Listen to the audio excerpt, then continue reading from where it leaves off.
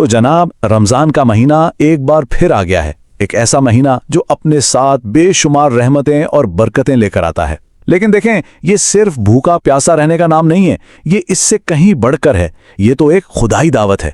تو آئیے اس گفتگو میں ہم اس مبارک مہینے کے جو روحانی خزانے ہیں نا، ان کو ذرا کھوجنے کی کوشش کرتے ہیں۔ اچھا، اس مقدس مہینے کی بنیاد کہاں سے آتی ہے؟ یہ قرآن کی اس آیت سے آتی ہے جو بالکل واضح کر دیتی ہے کہ روزہ فرض ہے۔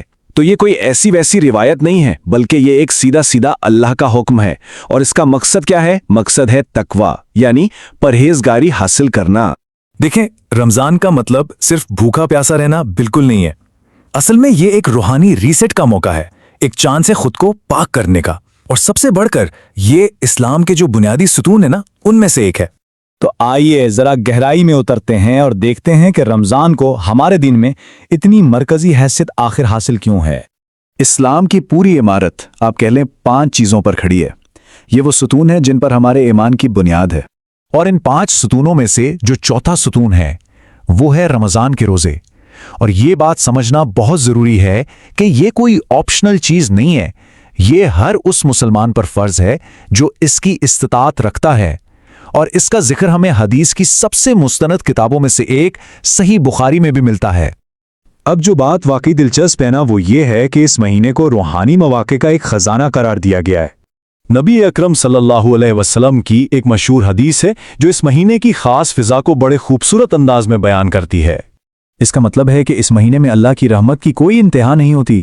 یہ ایک اشارہ ہے کہ نیکی کے راستے آسان کر دیے گئے ہیں، اور صرف یہی نہیں بلکہ جہنم کے دروازے بھی بند کر دیے جاتے ہیں اور شیاطین کو جکڑ دیا جاتا ہے، یعنی برائی کرنا مشکل اور نیکی کرنا آسان ہو جاتا ہے، کیونکہ شر کے سب سے بڑے محرک کو ہی قید کر دیا جاتا ہے۔ اور بات یہیں ختم نہیں ہوتی، برکتوں کا یہ سلسلہ تو چلتا رہتا ہے۔ احادیث سے پتہ چلتا ہے کہ ایک رمضان سے اگلے رمضان تک کے گناہ معاف کر دیے جاتے ہیں، بشرطے کہ بڑے گناہوں سے بچا جائے۔ ہر دن اور رات دعا کی قبولیت کا ایک خاص موقع ہوتا ہے۔ اور ایک اور زبردست بات، اس مہینے میں کیا گیا عمرہ ثواب میں حج کے برابر قرار دیا گیا ہے۔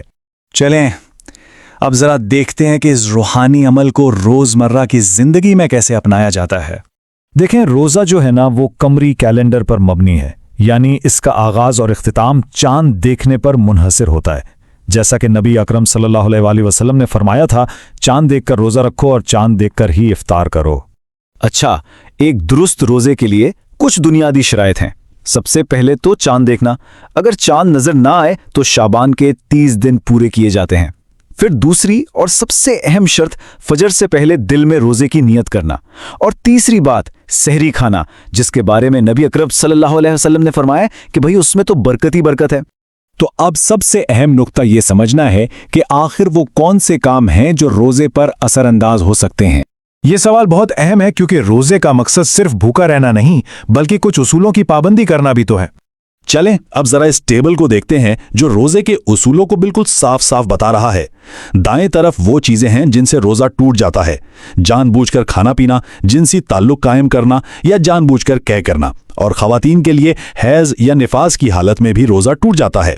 اب آتے ہیں بائیں طرف، یہاں وہ چیزیں ہیں جن سے روزہ نہیں ٹوٹتا، تو اگر کوئی بھول کر کچھ کھا پی لے تو ٹینشن کی کوئی بات نہیں، روزہ قائم رہتا ہے۔ ایک حدیث میں تو اسے اللہ کی طرف سے ایک تحفہ کہا گیا ہے۔ اسی طرح مسواک کرنا، ٹھنڈک کے لیے نہانا یا غیر ارادی طور پر کسی چیز کا حلق میں چلے جانا، ان سب سے روزہ باطل نہیں ہوتا۔ رمضان صرف روزے کا ہی مہینہ نہیں بلکہ یہ اضافی عبادات اور ہمدردی کے کاموں کا بھی مہینہ ہے۔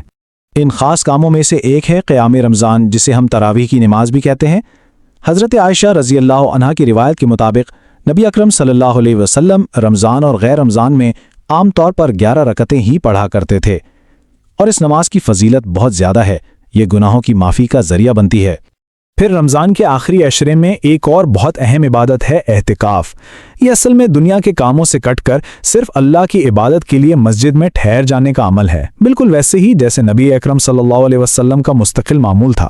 اسلامی شریعت میں بڑی آسانی رکھی گئی ہے۔ مسافر، بیمار، بہت زیادہ بوڑھے افراد اور حاملہ یا دودھ پلانے والی مائیں جنہیں روزہ رکھنے میں مشکل ہو، انہیں روزہ نہ رکھنے کی اجازت ہے، لیکن ہاں انہیں بعد میں ان روزوں کی قضا کرنی ہوتی ہے، یا اگر وہ مستقل طور پر روزہ رکھنے کے قابل نہ ہوں تو ہر روزے کے بدلے ایک مسکین کو کھانا کھلانا ہوتا ہے۔ اور آخر میں یہ تمام اصول اور عبادات یہ سب ایک ہی گہرے مقصد کی طرف اشارہ کرتے ہیں۔ یہ خوبصورت حدیث روزے کے دنیاوی اور اخروی دونوں انعامات کو کیا خوب بیان کرتی ہے۔ ایک خوشی تو دن بھر کی مشقت کے بعد افطار کے وقت ملتی ہے، اور دوسری اور سب سے بڑی خوشی اللہ سے ملاقات کے وقت اس کے اجر کو دیکھ کر ملے گی۔ تو اس ساری گفتگو کا خلاصہ کیا ہے؟ نچوڑ یہ ہے کہ روزہ صرف بھوک اور پیاس کا امتحان نہیں ہے۔ نہیں، اس کا اصل مقصد تو ہے خود پر کنٹرول حاصل کرنا، اپنی زبان پر، اپنے غصے پر، اپنی خواہشات پر، تاکہ وہ پرہیزگاری حاصل ہو سکے جس کا ذکر قرآن کی آیت میں ہے، لعلکم تتقون، مطلب تاکہ تم پرہیزگار بن جاؤ۔ دیکھیں، اللہ تعالیٰ نے اس مہینے میں مغفرت اور بہت بڑے اجر کا وعدہ کیا ہے، تو اب اصل سوال یہ بنتا ہے کہ اس سنہری موقع سے فائدہ کیسے اٹھایا جائے؟ اس عظیم انعام کو پانے کے لیے کیا کوشش کی جائے؟ شاید یہی وہ سوال ہے جس پر غور کرنا اس رمضان کا بہترین آغاز ہو سکتا ہے۔